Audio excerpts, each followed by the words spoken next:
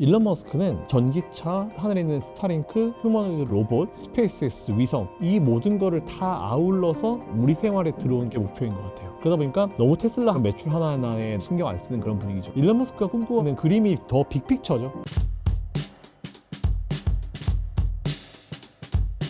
반갑습니다. 저는 김선영의 이클래스라는 유튜브를 운영하고 있고요. 그리고 뭐 한국경제TV도 열심히 나가고 있고, 국내 주식과 해외 주식에 대해서 이제 제가 투자 경력이 그래도 조금 연차가 된 것 같아요. 그래서 이제 제가 알고 있는 뭔가에 좀 도움이 드릴 수 있을 만한 내용들을 여기저기 열심히 말하고 다니고 있는 김선영이라고 합니다.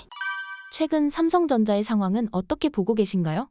좋지 않죠. 일단 여전히 지금 뭔가가 답을 쉽게 못 찾고 있는 그런 느낌이 강합니다. 삼성전자 같은 경우는 뭐 저는 뭐 나와서 말씀드렸지만 일단 삼성전자를 이끌어야 하는 한 분은 아직까지 법적인 리스크, 이재용 회장님 같은 경우는 2심에서 이제 무죄 같이 판결을 받았음에도, 고등법원 판결을 받았음에도 이제 대법원까지 다시 이어지는 그것 때문에 일단 CEO로 복귀를 하지 못하고 있죠. 이에 따라 가지고 뭔가 강한 어떤 액션을 드라이브를 걸지 못하고 있는 그런 느낌이 좀 강해가지고 좀 아쉬운 부분이 좀 분명히 있고요. 그리고 이제 제가 뭐 몇 번 나와서 말씀드렸지만 그 CEO 보좌역으로 있는 그 임원께서도 사실 예전부터 또 되게 굉장히 경영적 판단을 잘못하셔가지고 사실 HBM 시장에서 지금 삼성전자가 완전히 자리를 찾지 못하고 있는 그런 상황인 것 같은데, 게다가 뭐 어쨌든 비용을 줄이고 당장의 이제 이익을 증가시키기 위해서 이제 레거시 반도체에 집중하는 것들, 그리고 M&A나 이런 어떤 이제 투자 활동 같은 경우도 최소화시키면서 이제 순이익을 남기고 당장의 실적, 재무제표에 많이 신경 쓰는 그런 액션들이 오랜 기간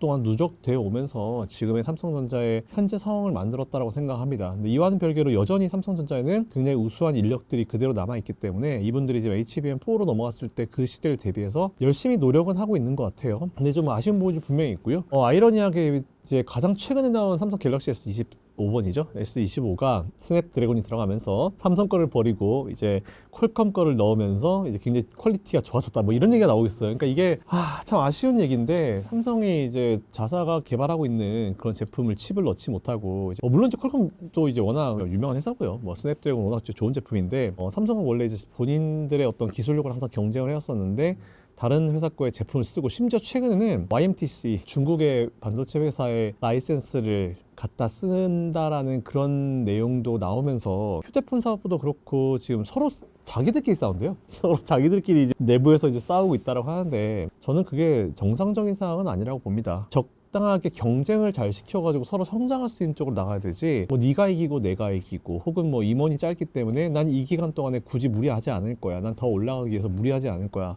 이런 뭔가 주저앉으려고 하는 그런 심리들이 지금 임원 사이에서 이제 헤드급대에서 많이 이루어지고 있는 부분들이 모여가지고 지금 삼성전자 현재 상황을 만들고 있는 것 같고, 안타까움을 좀 주고 있는 것 같아요. 근데 그런 부분들을 사업적 리스크에서 좀 이재용 회장님이 빨리 풀려나가지고, 좀 예전에 그 프랑크푸르트 선언, 이건희 회장께서 하셨던 자식이랑 마누라 빼고 다 바꿔라 라고 하셨던 그 선언 수준의 강력한 어떤 인사나 여러 가지 결의가 좀 있어야지 원래 자리를 찾을 수 있을 거라 생각합니다. 근데 지금은 좀 너무 아쉬운 부분이 많아요. 게다가 또 외적으로는 이제 MSCI 리밸런싱이 될 때마다 항상 삼성전자를 많이 때렸기 때문에 수급적인 부분도 좀 많이 아쉽고, 그리고 회사 내부적인 부분도 많이 아쉽고, 그리고 회사 외적인 어떤 해외 어떤 다른 기업들과의 관계도 너무 아쉽고, 여러 가지 좀 많이 아쉽고 안타까운 느낌이 드는 게 삼성전자의 현실인 것 같습니다. 삼성전자가 이후에도 선진 기술에서 뒤처지는 모습을 보이게 될까요? 일단은 SK하이닉스가 HBM 시장에서는 당분간 어지간해서는 앞자리를 안 뺏길 것 같아요. 근데 제가 자주 또 말씀드렸었지만 지금까지 HBM3E까지의 시기와 그 다음 세대가 이제 HBM4인데, HBM4부터는 사실 삼성전자가 정신만 차리면 충분히 뭔가 주도권을 쥘 수 있는 그런 분위기입니다. 일단 완전히 반도체 자체가 다른 반도체로 가게 되고, 3E는 이제 그 밑에 있는 베이스 다이를 SK하이닉스가 만들 수 있지만 4부터는 못 만들어요. 근데 이제 4가 왜 못 만드냐면 초미세 공정이 들어가기 때문에 SK하이닉스는 못 해가지고 그걸 이제 TSMC한테 맡겼죠. 그 TSMC가 베이스 다이를 만들어주면은, 로직 다이를 만들어주면 그 위에 이제 HBM을 쌓는 방식인데, 사실 삼성전자 같은 경우는 이제 초미세 공정이 되기 때문에 그 베이스 다이도 만들 수 있습니다. 그러니까 아예 다이부터 시작해서 쌓는 것까지 삼성전자 다 할 수 있죠. 근데 오히려 SK하이닉스는 다이를 못 만들기 때문에 그걸 돈 주고 이제 TSMC한테 사와야 되는 입장이에요. 그렇기 때문에 비용적인 측면에서 봤을 때 삼성전자가 더 우세함을 가질 수 있습니다, 분명히. 근데 이제 그 시기를 과연 삼성전자가 어떻게 지금 현재 상황을 잘 타게 하냐에 따라 가지고 달라질 수 있을 것 같은데, 만약 그게 타개가 되지 않는다라고 하면은 당분간 SK하이닉스는 계속 이제 이 선두권을 유지할 수 있을 거다라고 좀 보고 있고요. 특히나 이제 우리가 엔비디아 작년부터도 사실 되게 많이 관심을 가져왔지만 엔비디아 쪽에 납품을 언제 하냐 삼성전자가. 네, 그거에 따라서 분위기가 많이 달라질 것 같다. 그런 내용들은 아마 우리 같이 얘기를 많이 해왔잖아요. 근데 일단은 엔비디아가 아직 삼성전자 쪽에 지금 뭔가 좋은 소식이 나올 것 같긴 한데 아직까지는 뭔가 이제 눈에 띄는 게 별로 없는 것 같고, 최근에 삼성이 뭐 수요를 잡았다 이런 얘기도 나오긴 나오더라고요. 근데 일단 뭔가 공식 발표가 있어 봐야지 이제 우리가 좀 더 마음을 편하게 가질 수 있을 것 같은데, 만약 그게 진짜 사실이라고 하면은 정말 다행인 거죠. 그래서 엔비디아 쪽에 납품을 하면서 이제부터 진짜 한번 경쟁 구도로 가볼 수 있는 그런 상황이 됐다고 좀 보고 있어가지고, 일단 앞으로 한 적게는 한두 달, 길게는 한 진짜 한 분기 정도까지는 우리가 두 개 기업들이 발표한 내용들을 좀 지켜보면서 일단 전반적인 분위기를 살필 필요는 분명히 있는 것 같습니다. 전 세계 반도체 시장 업황은 어떻게 보고 계신가요? 일단 저는 AI는 달라요. 뭐 여러 가지 최근에 AI 붐이 불었죠. 그리고 나서 이제 AI가 거품이 꼈다 안 꼈다 뭐 이런 얘기들이 되게 많이 나오고는 있는데, 일단 제가 봤을 때는 진짜 거품이 껴가지고 단기간 내에 끝나는 그런 업종이라고 하면은 기본적으로 일단 정말 그 밑에 다양한 업종과 다양한 어떤 이제 파생되는 업종과 테마를 만들지 않습니다. 근데 아시겠지만 AI라는 테마 그 밑에 냉각, 액침 냉각 기술도 있고 AI 데이터 센터도 있고 전력 관련도 있고 전선 관련도 있고 정말 수십 개 수백 개가 나와 있잖아요. 그 얘기는 AI라는 이 업종 자체가 이미 뭐 완전히 대세를 이끌 만한 미래를 이끌 만한 이제 업종으로 떠올랐고, 거기에 또 많은 기업들이 또 투자를 하고 있다는 부분 자체가 굉장히 좀 중요한 포인트다라고 좀 생각할 수 있는 대목일 것 같아요. 그러다 보면은 당연히 AI에 들어가는 모든 칩이나 뭐 데이터 센터라든지 모든 것들에 대한 수요는 당분간은 뭐 계속 유지가 되고 상승할 수는 충분히 있을 것 같다라는 그런 생각을 가지고 있는데, 최근에 느낀 건 좀 그런 게 느꼈어요. 서로 이제 미국이나 중국이나 유럽이나 서로 이제 기술 가지고 더 낮은 가격에 더 좋은 기술을 내려고 되게 노력을 많이 하고 있잖아요. 결국 소비자들이 원하는 것도 높은 수준의 기술을 싸게 이용할 수 있는 그런 서비스인데, 최근 딥시크가 굉장히 큰 영향을 해줬죠. 다른 거 다 둘째 쳐놓고 일단은 딥시크가 굉장히 높은 수준의 이제 AI 기능을 보여줬다. 하지만 개발 비용은 일반 미국 기업에 비하면 정말 수십 분의 1밖에 안 된다. 이런 내용이 나왔어요. 지난 우리 설날이었죠. 우리 설날에 완전 전 세계를 막 흔들어 버렸고, 우리도 이제 설날 끝나고 진짜 큰일 났네 이랬었던 시기가 사실 불과 한 달 전쯤인 것 같은데, 일단 그것도 의미하는 바가 좀 크다고 생각합니다. 뭐 중국이 제일 잘하는 건 결국은 어느 정도 퀄리티.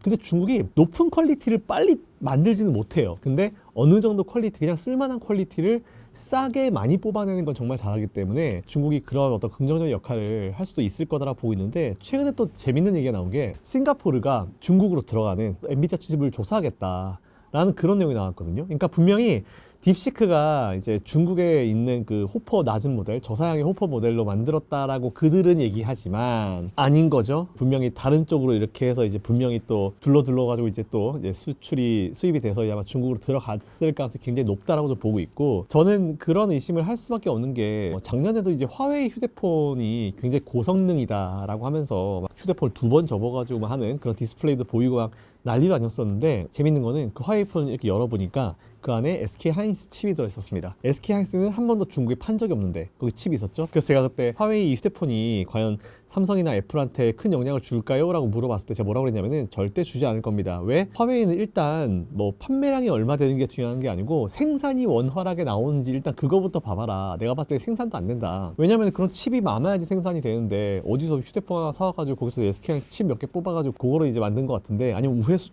우회 수입을 해가지고 만든 것 같은데, 거기에는 분명히 한계점이 올 것이고, 그러다 보니까 휴대폰 가격이 높겠죠, 당연히. 그런 상황이어가지고 이번에도 제가 봤을 때는 물론 이제 중국에 굉장히 뛰어난 인재들이 많습니다. 뭐 중국이 공학 쪽, 이제 공대 쪽에 굉장히 많은 투자와 지원을 하면서 거의 뭐 공대 상위 랭크를 중국 대학교들이 다 차지하고 있더라고요. 공대 쪽에 엄청난 투자를 해서 이제 기술력을 높여가고 있는 건 맞긴 맞지만, 기술력과는 별개로 사람이 그 기술을 연산을 할 수는 없잖아요. 그렇기 때문에 그 연산 속도가 올라가는 그 칩이 꼭 필요한 상황인데, 중국의 칩 가지고는 택도 없고요. 엔비디아의 저사양 칩 가지고도 했다라고 하는데 믿을 수가 없다라고 해서 지금 조사를 들어가는데, 제가 봤을 때는 조사에서 뭐 하나 걸릴 겁니다. 걸릴까 보고 있어가지고, 일단 그런 것들이 지금 뭔가 막 모이면서 지금 이제 이 시장 자체가 되게 정신이 없는 것 같긴 해요. 근데 그렇다 하더라도 그만큼 이제 AI 업종은 이제 앞으로 우리 계속 관심사에 있을 것이고, 관심을 넘어서 우리 생활에 들어올 수 있는 것들이고, 뭐 전기차 연결되죠, 로봇에 연결되죠, 정말 다양한 쪽에 연결될 수 있는 게 이제 이 AI 쪽이라 보고 있기 때문에, 그거는 여러분들이 그냥 이렇게 최근에 뭐 AI 관련주들이 눌렸다라고 하면은 실적 잘 내고 진짜 그 AI 쪽에서 실적을 최소한 그 전체 매출의 40에서 50% 이상 뽑아낼 수 있는 그런 기업들 위주로 눌림이 있을 때마다 매수 추천 전략 취해보시면은 뭐 5년 만에는 더 높은 자리에 있지 않을까라고 생각하고 있습니다. 중국의 레거시 반도체 수준이 한국을 거의 다 따라왔다던데요.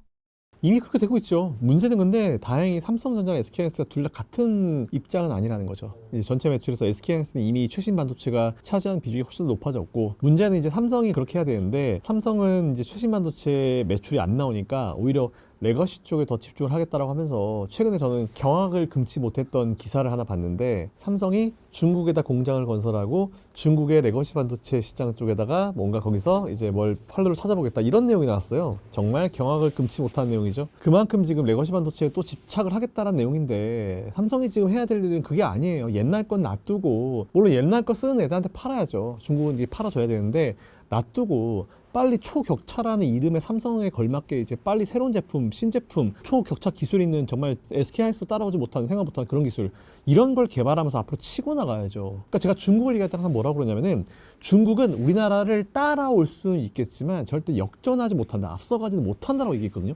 지금까지 정말 자신감 있게. 근데 지금 이대로 가면은 삼성전자는 그냥 따라잡힙니다. 이미 정말 큰 매출이 중요한 레거시 반도체 쪽에 중국이 많이 오고 있죠. 상신 메모리 반도체도 사실은 이제 옛날 레거시 반도체 많이 따라왔어요. 그런 상황에서 중국이랑 뭐 생산 공장을 더 증설해가지고 중국이랑 생산으로 붙어보겠다? 이거는 정말 진짜, 이거는 누구 머리에서 나왔는지 모르겠는데 진짜 이거는 심각한 문제입니다. 삼성은 그렇게 옛날 거 레거시 가지고 그렇게 승부하는 회사가 아니었어요. 당장 너무 매출에 집착하고 있는 것 같은데, 오히려 저는 제가 바라는 삼성전자의 모습은 레거시 좀 내려가도 새로운 제품에다 투자하고 R&D 비용 늘리고 계속 축적하고, 실적 안 나오면 죄송합니다 하고 나와가지고, 지금 사실 저희가 실적이 안 나온 이유가 레거시 옛날 거보다는 지금 최신 거에 좀 더 집중하다 보니까 그렇게 됐다, 이렇게 얘기를 하면서 한 분기 두 분기 주가는, 뭐 심지어 1년 정도 주가는 좀 쉬어간다 하더라도 전체적인 어떤 혁신을 만들어가는 게 사실 삼성전자 해야 될 일이고, 초격차를 만들어야 되는 게 삼성전자 해야 될 일인데, 본인들이 해야 될 일을 지금 못하고 있어요, 삼성전자는. 그러다 보니까 당연히 그렇게 자기들 열심히 해서, 이제 직원들 열심히 해서 이제 올리면은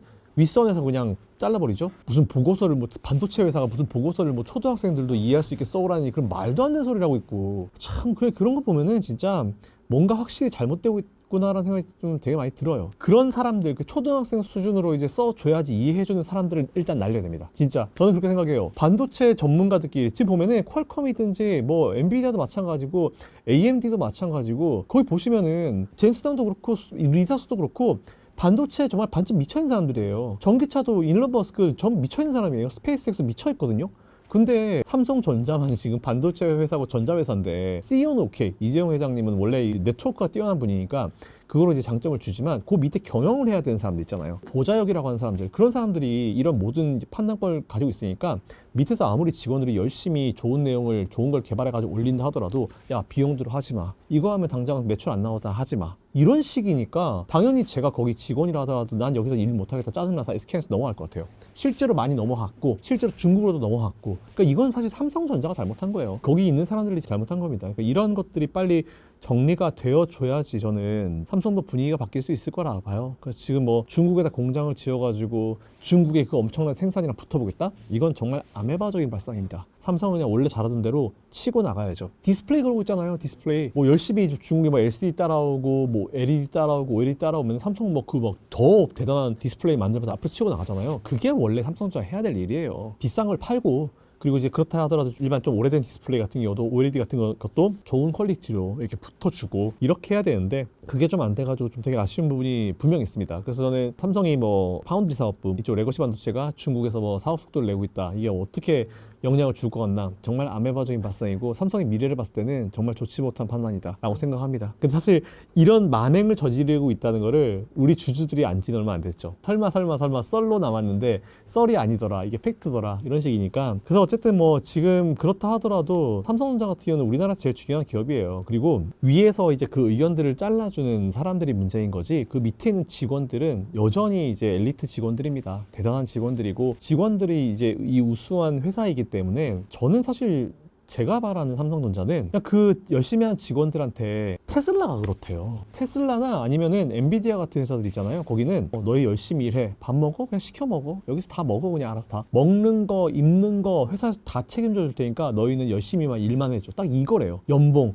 인센티브, 뭐 엔비디아만 하더라도 주식만 가지고 있는 직원들 막 초거부가 됐잖아요. 그런 것처럼 삼성전자에도 그런 게 필요하다 생각합니다. 저는 잘하는 직원들한테 인센티브 엄청 줘가지고 다른 사람들은 또 더 열심히 할 수 있는 요인을 만들어야 되고, 특히나 우리나라 민족들이 얼마나 똑똑해요. 바보 같을 정도로 진짜 갈아 넣는 사람들이거든요. 저도 마찬가지지만 우리나라 사람들이 정말 열심히 살잖아요. 조금만 챙겨주고 그들의 인생을 책임져 준다라고 하면은 우리나라 사람들은 제가 봤을 때는 이 능력이나 인재풀은 떨어지지 않습니다. 그래서 일단 이런 것들이 좀 잘 됐으면 좋겠다라는 생각을 가지고 있고, 어쨌든 삼성전자는 뭐 중장기적으로 봤을 때는 그래도 너무 많이 내려왔기 때문에 지금은 계속 관심 가지셔도 되는 시점이에요. 여기서 뭐 더 이상 터질 게 없습니다. 사실은 더 이상 터질 게 없을 정도로 많이 내려왔기 때문에 지금은 이제 괜찮다. 네, 이렇게 정리하면 될 것 같습니다.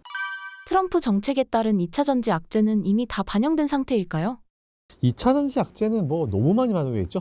한 2, 3년 정도 계속 반영이 되다 보니까 주가가 뭐 고점 대비해서 뭐 거의 60%, 70%, 80% 이 정도까지 마이너스가 되는 상황이잖아요. 참 저도 그래서 작년, 재작년 계속 우리 신사임당 나와가지고 골드만삭스 자료 같은 경우 아마 보여드렸던 거 기억나실 겁니다. 지난달에도 보여드렸는데 제가 한 번 더 보여드리겠습니다. 이거는 제가 재작년 11월 달에 처음 나온 자료여가지고 작년 1월 달부터도 제가 다양하게 아마 제 영상 보신 분들은 한 번은 보셨을 자예요. 골드만삭스 자료인데 각 유가 수준에 따라가지고 뭐 배럴당 몇 달러, 뭐 110, 90, 70였나 하여튼 그거에 따라가지고 그래프가 3개가 나오는데 일반 ICE 내연기관차와 EV 전기 차량의 어떤 들어가는 생산 비용, 근데 이게 페이백이 없습니다. 말 그대로 이제 보조금 없이 그냥 순수히 자동차를 생산하는 그 비용을 나타낸 그래프인데 점이 프리우스가 있어요. 프리우스는 이제 내연기관차에 같이 포함시켜서 생각을 한번 해볼게요. 그랬을 때 2025년도가 되면은 전기차와 내연기관차의 이 상황이 역전이 됩니다. 그 얘기는 무슨 얘기냐면은 내연기관보다 전기차가 싸진다는 얘기죠. 제가 그걸 작년부터 계속 말씀을 드려왔는데 다들 반신반의하시고 못 믿으셨는데 최근에 잘 아시겠지만 드디어 그런 시점이 왔습니다. 중국에서 비아디 아토 2, 3천만 원 들고 있고, 그리고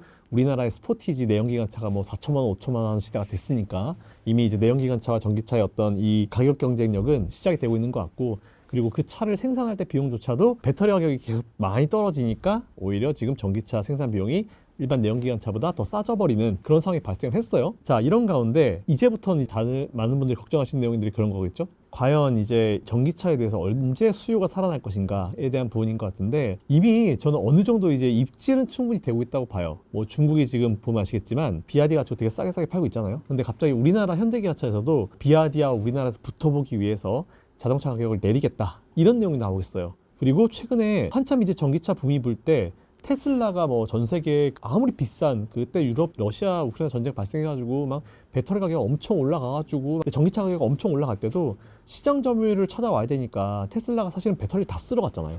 그 비싼 가격에 다 쓸어 갔죠. 근데 이게 너무 비싸니까 루시드, 리비안 같은 기업들은 못 샀어요. 못 샀는데 최근에 그 기업들이 갑자기 자금을 확충을 하는 거예요. 증자를 하더라고요. 근데 이제 언론에서는 그걸 어떻게 해석했냐면은, 아, 얘네들 얼마나 힘들면 증자를 할까, 이렇게 해석을 했는데 전 그때 좀 다르게 해석했죠. 아, 얘네들 지금 2차전 준비하는 거다. 배터리 가격이 떨어졌으니까 이제 배터리 살려고 준비하는 거다라고 했는데, 최근 루시드 리비안이 새 제품을 만들고 생산량을 2배를 증가시키겠다, 이런 내용이 나왔어요. 네, 딱 지금 이 시점에. 게다가 테슬라 일론 머스크는 아, 우리 더 이상 보조금 필요 없다. 그리고 다 보조금 주지 마라.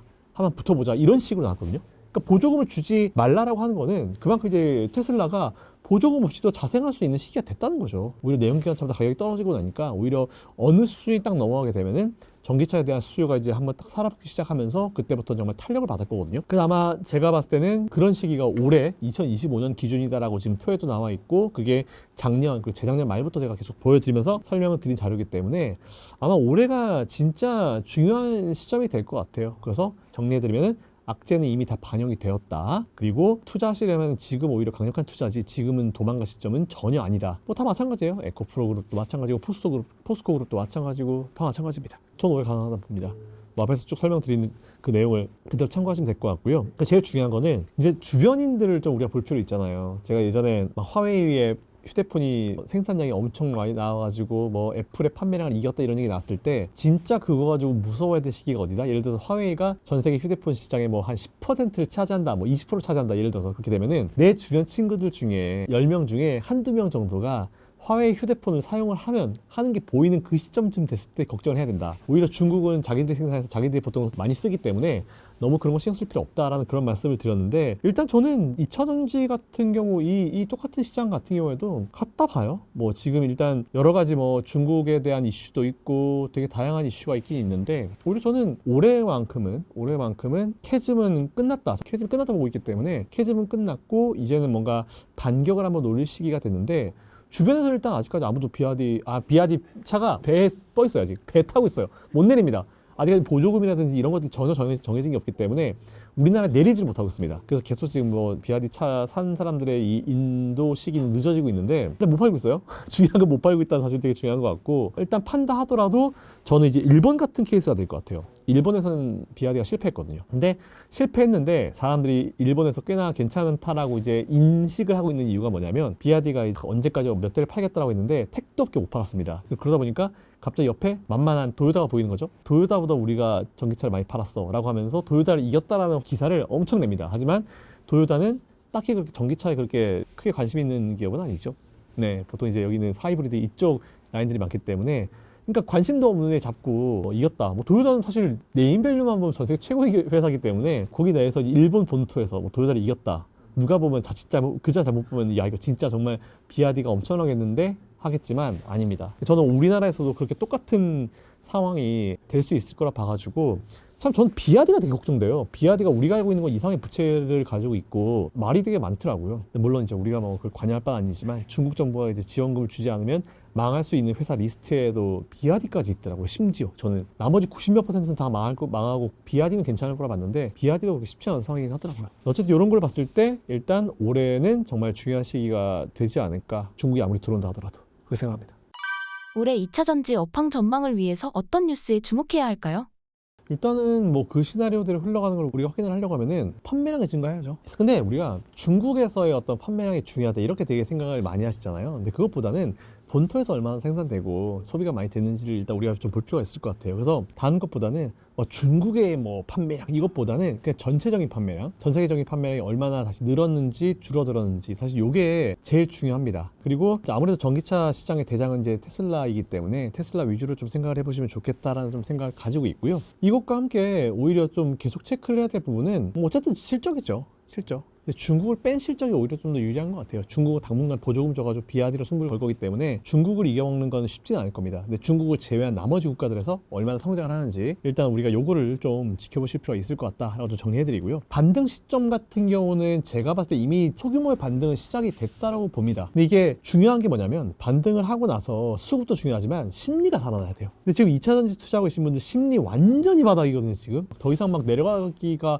어려울 정도로 바닥이어서 제가 요즘 뭐라고 하냐면은 여러분들 한 2, 3년 전에 2차전지주 매수하실 때 그때 정말 열풍이었잖아요. 그때 매수하실 때 여러분들 마음속으로 뭐라 생각하셨습니까? 아, 2차전지는 우리나라를 이끌 업종이야. 그러니까 앞으로 한 5년 투자해야지, 10년 투자해야지 라고 들어가셨는데 자, 지금 2, 3년밖에 안 지났습니다. 자, 어쨌든 손실이 커셔가지고 되게 걱정이 많이 되시겠지만 그 마음을 다시 좀 찾아주시면 될 것 같아요. 그러면서 그 해당 가지고 계신 기업들의 어떤 실적이나 아니면 이제 현재 상황을 좀 더 공부하신 다음에 오히려 저는 비중이 크지 않다라고 하시면은 올해 상반기 내내 좀 모아가시면 하반기에는 좀 분위기가 많이 달라져 있지 않을까라고 생각하고 있습니다.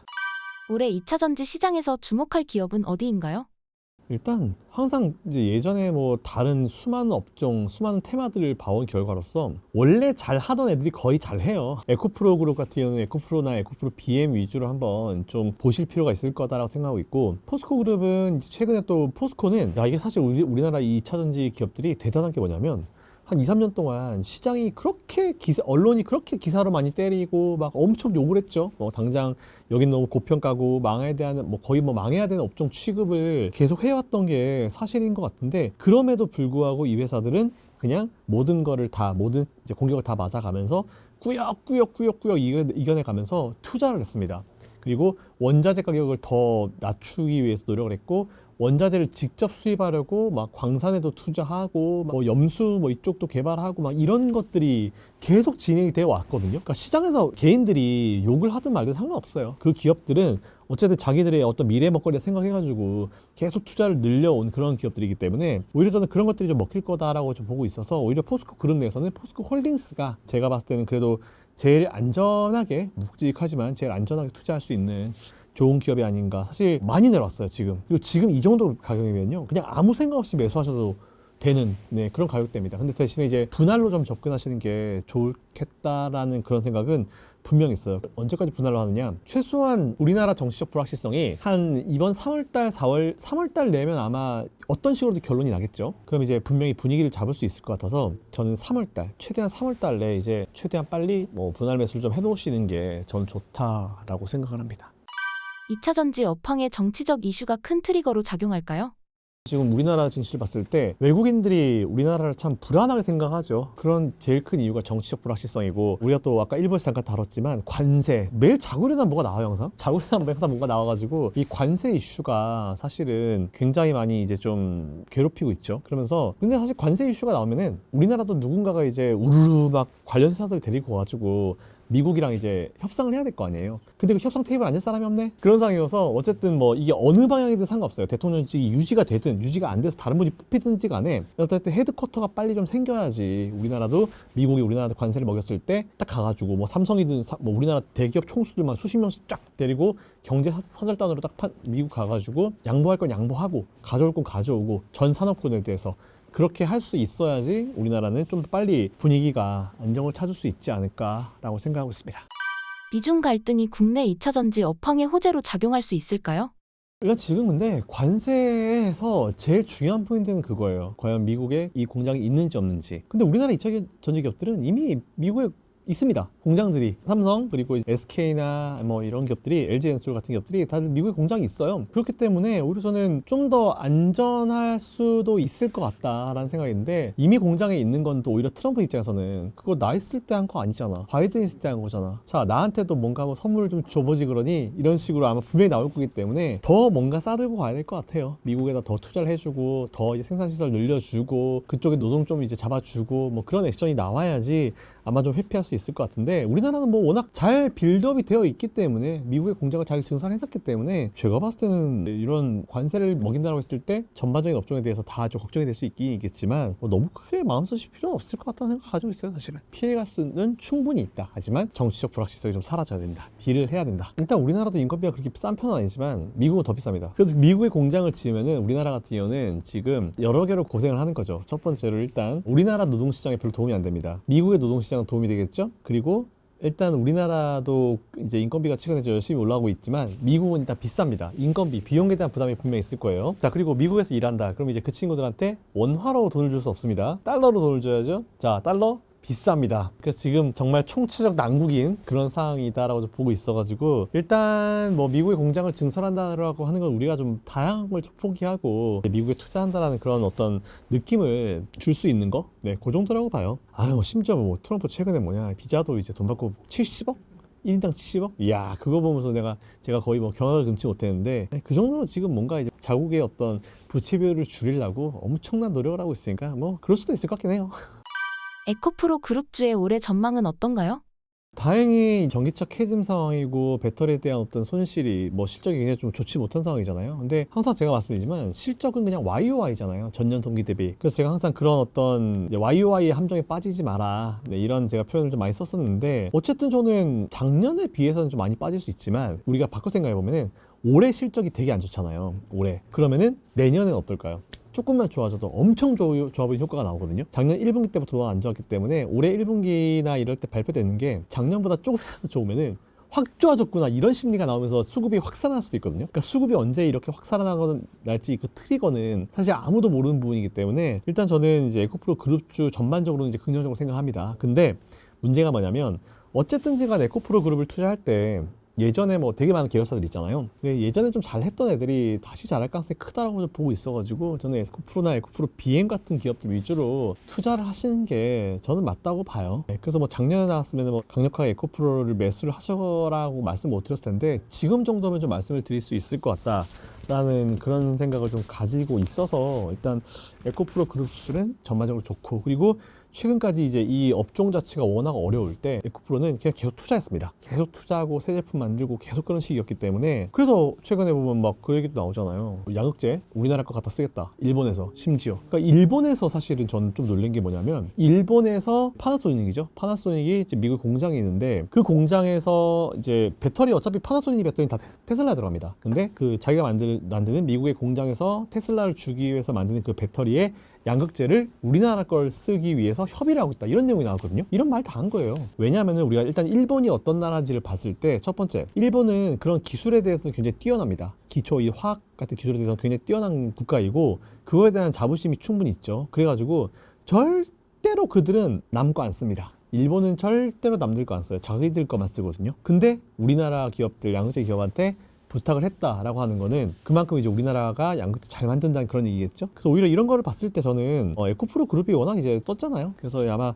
양극재 턴이 분명히 올 수 있을 거다라고 좀 보고 있어가지고 투자는 좀 이어가실 필요가 있을 것 같다. 뭐 손실이 마이너스 60이 70이 상관없는 것 같아요. 뭐 비중이 적으시다라고 하면은 추가 매수를 해서 비중을 좀 올리시면서 단가를 좀 떨구셔야 되는데 저는 마이너스 한 70% 80% 됩니다. 근데 비중이 막 원금 대비해서 막 한 20% 30% 40%가 돼요. 그런 분들은 아무것도 하지 마십시오. 그냥 있어야 돼요. 지금은 있어야 됩니다. 방법 없어요. 예. 그만큼의 돈을 더 가져와서 여러분들께 그냥 추가 매수해서 단가를 떨구십시오라고 저는 얘기하기 너무 비양심적이다 생각하기 때문에 일단 저는 지금 상황에서는 일단 좀 버티고 계시다가 추후에 어느 정도 올라오면은 그때 전략을 취하시는 게 맞다라고 생각하고 있습니다. 3월 말 공매도 재개가 2차 전지 업황에 어떤 영향을 미칠까요? 일단 뭐 공매도 때문에 피해를 많이 봤죠. 2차전지가 피해를 많이 봤는데 다행히 최근에 뭐 포스코홀딩스라든지 아니면 뭐 에코프로 같은 기업들은 공매도 청산이 굉장히 많이 이루어졌습니다. 공매도에 대한 부담이 굉장히 좀 많이 줄어든 상황인데 사실 결국 우리가 공매도에 대해서 반대를 한 이유가 이제 전산화도 안 돼 있을 뿐더러 그리고 뭐 심지어 수기 작성이고 뭐 이런 것들 때문에 사실 우리가 이제 이 공매도를 별로 안 좋아했죠. 그리고 외국인과 개인 간의 어떤 뭔가 평평하지 않은 운동장, 이런 것들이 있었는데 게다가 또 거기다가 무차익 공매도 이런 불법적인 요인들 이런 것들을 좀 다 때려잡고 그 다음에 하겠다라는 식으로 해야 되는데 제가 봤을 땐 딱히 뭐가 크게 달라진 건 없거든요. 솔직히 얘기하면은 뭐 공매도 이제 무차익 공매도에 대해서는 이제 뭔가 노력을 하시는 것 같긴 한데 그런 것들이 좀 다 어느 정도 완성이 되고 나서 이제 공매도가 재개가 되면 더 좋을 것 같다라는 생각을 가지고 있는데 어쨌든 뭐 재개가 된다라고 하니까 수급적인 부분을 봤을 때는 보통 우리가 공매도라는 걸 이제 외국인들이 어떻게 쓰냐면은 주식은 원래 상승 아닌 하락이잖아요. 주식 상승 쪽에 베팅하려면은 그냥 주식을 사면 되죠. 근데 주식의 하락 쪽에 베팅하려면은 즉 공매도를 치면 됩니다. 근데 이 주식이 위로 갈지 밑으로 갈지 모르잖아요. 그렇기 때문에 외국인들은 기관들은 양방향을 다 매수합니다. 주식이 올라도 수익, 떨어져도 수익. 근데 떨어져도 수익을 낼 수 있는 대표적인 게 공매도다라고 좀 보시면 될 것 같아가지고 오히려 공매도가 중지가 돼 있는 상황이니까 외국인들이 공매도를 못했죠. 근데 오히려 지금 이제 공매도가 제기가 된다라고 하면은 외국인들이 다시 전략을 짤 수 있기 때문에 매수로 들어올 수 있는 요인 중에 하나가 될 수 있기에는 분명한 것 같아요. 최근 테슬라 주가 하락의 이유는 무엇이고 언제 반등할까요? 답을 먼저 드릴게요. 테슬라는 여러분 때가 왔습니다. 여러분 뭐 테슬라 아마 관심 되게 많으실 거고 주가 밀릴 때마다 사실 맨날 뜨는 기사들이 서학개미가 뭐 테슬라와 엔비디아 떨어질 때마다 매수하고 있다고 하잖아요. 저는 또 잘 될 거라 봐요. 뭐 잘 아시겠지만 테슬라는 작년 연말부터 이제 트럼프 대통령 관련주가 돼버렸잖아요. 그래서 당선이 되니까 가치가 주가 좀 올라갔다가 뭐 당선되고 나서 오히려 좀 주가 좀 떨어지는 느낌이고 그리고 최근에는 뭐 여러 가지 얘기들이 되게 많이 나오더라고요. 뭐 항상 나온 얘기들 있잖아요. 뭐 중국의 전기차 판매량이 밀렸다, 뭐 유럽에 밀렸다. 어디 밀렸다 이런 얘기 나오는데 그때마다 항상 우리 돌아보면은 결국은 테슬라는 테슬라다라는 그런 생각을 되게 많이 했는데 최근에 일단 어쨌든 차익 실현 매물이 좀 몰리고 있는 것 같고 그리고 테슬라는 옛날부터 이제 공매도로 되게 고통을 받았던 기업입니다. 오죽하면 이제 테슬라 홈페이지에서 공매도를 의미하는 단어가 쇼트라는 단어잖아요. 숏패치를 실제로 팔았습니다. 테슬라 홈페이지에서 그 정도로 진짜 참 공매도와의 어떤 싸움을 하면서 이제 올라왔었던 기업인데 공매도 물량 청산도 필요한 상황이기 때문에 일단 지금 그런 청산들이 좀 제법 많이 이루어지고 있다고 봐요. 그래서 일단 지금 수급적인 부분 그리고 이제 대외적인 부분으로 뭐 여러 가지 뭐 판매량이나 이런 얘기들 하고 일론 머스크가 딱 이제 트럼프 대통령 옆에 붙어가지고 이제 그 효율위원회 이런 걸 운영을 하면서 좀 비호감이 돼가지고 그게 뭐 테슬라 주가에 영향을 미쳤다라고 하는데 그것도 제한적이에요. 뭐 큰 요인은 아니고 되게 제한적인 요인으로 저도 생각하고 있기 때문에 너무 그거 가지고는 크게 걱정하실 필요가 없을 것 같다라는 생각 가지고 있고 오히려 지금 작년이었나요? 재작년이었나요? 테슬라 한참 주가 밀었을 때 제가 이제 매수 하시라고 말씀을 드렸고 고가 찍고 내려왔잖아요. 아마 지금은 적정 조정이다라고 생각하고 있어가지고 너무 그렇다고 한 번에 큰 비중을 매수하시는 것보다는 조금씩 테슬라 비중을 늘려가시는 것도 전 좋다고 생각하고 있습니다. 테슬라와 중국 전기차의 경쟁 전망은 어떤가요? 일단 저는 중국에서 나온 기사를 신뢰하지 않습니다. 일단 뭐 100% 신뢰하지는 않고요. 근데 그렇다 하더라도 중국에서 굉장히 많이 연구가 이루어지고 있는 건 사실이긴 해요. 근데 결국은 이제 자율주행 같은 경우도 이제 카메라의 기술력이나 이런 것들을 생각을 안 할 수가 없죠. 되게 다양한 기술이 들어가는 게 사실 완전 자율주행이기 때문에 중국에서도 완전 자율주행을 어느 정도는 충분히 할 수 있을 거다라고 보지만 제가 뭐 봤었던 거는 여전히 굉장히 아직 미완성의 기술들을 좀 많이 봤기 때문에 중국의 FSD가 테슬라를 뭐 능가했다 이런 얘기 나오고 주가 밀렸다? 저는 그렇게 보진 않아요. 사실 별로 신경 안 쓸 겁니다. 그냥 나와봐야 나오는 거지라고 생각하기 때문에 너무 뭐 그렇게까지 걱정하실 필요 없을 것 같고요. 중국의 저가 공세 뒤에는 여전히 중국 정부가 있기 때문에 중국 정부에서 어마어마한 보조금을 주면서 이제 밀어붙이는 거기 때문에 그런 것 자체도 우리가 너무 우려를 할 만한 사항은 아닌 것 같아요. 오히려 그런 것 때문에 주가가 밀렸다? 매수 기회입니다. 트럼프를 등에 업은 일론 머스크의 전반적인 미래 계획은 무엇일까요? 일론 머스크는 전기차, 그리고 하늘에 있는 스타링크, 그리고 휴머노이드 로봇, 그리고 스페이스X 위성, 이 모든 거를 다 아울러서 우리 생활에 들어오는 게 그의 목표인 것 같아요. 그냥 아예 생활로 들어오겠다. 자기가 완벽한 모든 인간 생활과 관련된 모든 거에 관여하겠다. 이게 사실 그의 목표인 것 같습니다. 그러다 보니까 너무 테슬라 하나에 이런 매출 하나하나에 너무 신경 안 쓰는 그런 분위기죠. 그러다 보니까 테슬라 주주들은 왜 우리 회사 신경 안 쓰냐 이렇게 얘기하는 분들도 있긴 있는데, 일론 머스크가 꿈꾸고 있는 그런 거는 이제 그림이 더 빅픽처죠. 테슬라는 그 중에 하나, 되게 중요한, 굉장히 중요한 어떤 시작점이고 이제 큰 하나의 어떤 이제 아이템이다라고 보고 있고, 나머지 전반적인 어떤 큰 그 사업 이제 아이디어가 있기 때문에 제가 봤을 때는 그냥 진짜 그 모든 것들, 말 그대로 차도 전기차로, 무공해 전기차, 그리고 그 전기차를 또 로봇이, 안드로이드 로봇이나 아니면 이제 자동차가 스스로 이제 로봇이 운전해, 로봇 택시, 그리고 그게 뭐 집에 들어오게 되면은 그 안에서 인터넷 같은 경우도 바로바로 스타링크가 쏘는 그런 이제 인터넷을 사용할 수 있는 것들, 그리고 뭔가 이 지구의 오염이 너무 심해, 혹은 아니면 뭐 여행을 이제 해외여행을 떠나서 뭐 다른 행성으로 한번 가보고 싶어 했을 때 스페이스X가 이미 띄우고 발사체가 다시 돌아와서 이제 원자리로 돌아오고, 그걸 또 챕스틱으로 잡는 그 기술 자체가 말이 안 되잖아요, 솔직히. 그런 걸 한 보여주는 회사여가지고 빅픽처는 진짜 일반 사람들이 생각할 수 없을 정도로 엄청난 큰 그림을 가지고 있다고 생각합니다. 옵티머스가 실제로 개발되는 속도가 굉장히 빠르대요. 그러니까 실제로 막 개발하시는 분들 그렇게 느낄 텐데, 매일매일, 매달, 매주 뭔가 더 빠르게 성장하고 더 뭔가 개선이 되고 더 좋아지는 게 아마 보일 겁니다. 저도 그렇고. 지난번에도 이제 실제로 이제 공개를 했었던 것도 있고, 사람이랑 정말 대화를 이제 미국에 말장난하는 그런 것들 수준으로 대화도 되고, 그래서는 이게 생각보다 빨리 우리가 써볼 수도 있겠구나 라는 그런 생각이 좀 들어가지고, 불과 한 2, 3년 전에 옵티머스 만들겠다 해가지고 막 사람이 쫄쫄이 입고 다 춤췄거든요. 근데 불과 한 2, 3년 만에 이렇게 만들어 버렸고, 최근에 사실 로봇 관련 이 공학자들을 엄청나게 많이 스카웃을 하고 회사에 뽑아가지고 이제 투입을 시킨다고 하더라고요. 그분들이 엄청 노력을 많이 하고 있는 상황이고, 그러다 보니까 확실히 머지않은 미래에 이거 진짜 제품으로 판매돼서 나오지 않을까라는 그런 생각이 사실 들었어요. 그래서 뭐 로봇 관련주들 투자하시는 분들은 뭐 관심 좀 가져보시면 될 것 같고, 근데 우리나라 로봇 관련주들은 좀 다르죠. 미국은 그렇게 휴머노이드 이런 로봇이 돌아다니는 건데, 우리나라는 이제 보통 일할 때 공장에서 커피해주고 이런 로봇들이기 때문에 퀄리티는 조금 차이가 있을 수 있지만, 그래도 우리나라가 사실 이런 휴머노이드를 못하는 건 아니거든요. 할 수 있는 분들도 분명히 있기 때문에 로봇 관련주를 투자하시는 분들은 좀 중장기적으로 보셔서 투자를 해보셔도 나쁘지 않겠다는 생각이 좀 들긴 듭니다. 그리고 로봇이 사실 다 들어가잖아요. AI도 들어가잖아요. AI가 없으면 로봇이 어떻게 생각을 합니까? 그래서 그렇게 쳐도 확실히 AI 관련주는 관심을 가져야겠다. 그래서 저는 중간에 이런 잔파도들은 그냥 잔파도다라고 생각을 하고 있습니다. 사실 테슬라라는 기업이 이제 스페이스X를 하기 전부터도, 스타링크를 띄우기 전부터도, 다른 걸 하기 전부터 테슬라라는 자동차 회사만 있었을 때도 테슬라는 정말 많은 위기를 겪어오고 이제 성장해온 기업이에요. 이제 항상 망할 거다라는 그런 얘기를 되게 많이 들었던 기업이고, 오죽하면은 테슬라를 보면서 저도 느낀 거 뭐냐면, CEO가 해야 될 일은 미래 청사진을 제시하고 나가서 열심히 돈 구해오는 거다. 사실 이런 우스갯소리로 거의 이런 말이 나올 정도로 일론 머스크는 초반에 사실 돈 구하려고 노력을 진짜 많이 했죠. 사실 스페이스X도 마찬가지예요. 테슬라 잘 만들고 스페이스X에 갔는데, 스페이스X 위성을 한두 번밖에 쏠 수 없는 돈이 남았다. 근데 마지막 거에서 이제 성공을 했고, 거기서 나사한테 엄청난 자금을 투자를 받으면서 그때부터 사실 스페이스가 더 성장한 거잖아요. 그런 위기감을 항상 이겨왔었던 기업이기 때문에 저는 오히려 뭐 모르겠어요. 그런 거 가지고 굳이 뭐 테슬라에 대해서 이제 좀 뭔가 낮춰 생각할 필요 없을 것 같고, 뭐 테슬라 말 그대로 이제 되게 많이 하는 기업이죠. 나머지는 다 비상장사들이잖아요. 그러니까 테슬라의 밸류를 정할 때 그 회사 하나하나의 어떤 이제 미래를 신경 쓸 수밖에 없기 때문에, 일단 뭐 그런 것들은 잘 판단하셔가지고 투자해 보시고, 오히려 테슬라를 오래 해오신 분들은요, 일론 머스크의 어떤 그 인플루언서적인 그런 성향, 이런 것들이 원래부터 그랬어요. 그분은 원래부터 우리가 일반적으로 표현하는 관종이죠.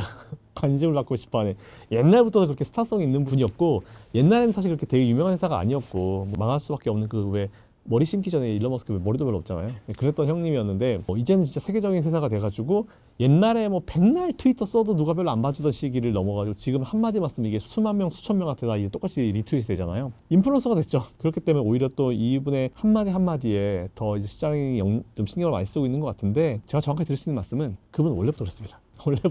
옛날부터 그랬던 분이기 때문에 참 저는 그런 걸 보면서 참 이분 한결같다, 진짜 한결같이 참 그렇다라는 생각을 많이 해가지고 너무 그런 걸 걱정하실 필요는 없을 것 같아요. 테슬라 매수 전략은 어떻게 가져가야 할까요?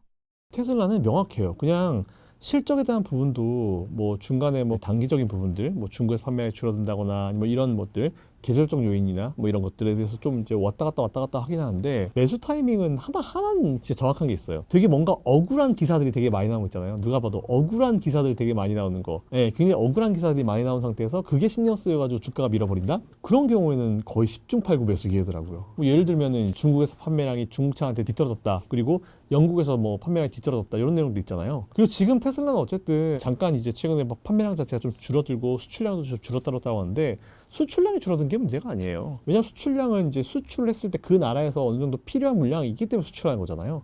근데 이미 거기에 재고가 충분히 있을 경우에는 수출이 잠깐 줄어들 수 있겠죠. 재고 소진을 일단 해야 되니까.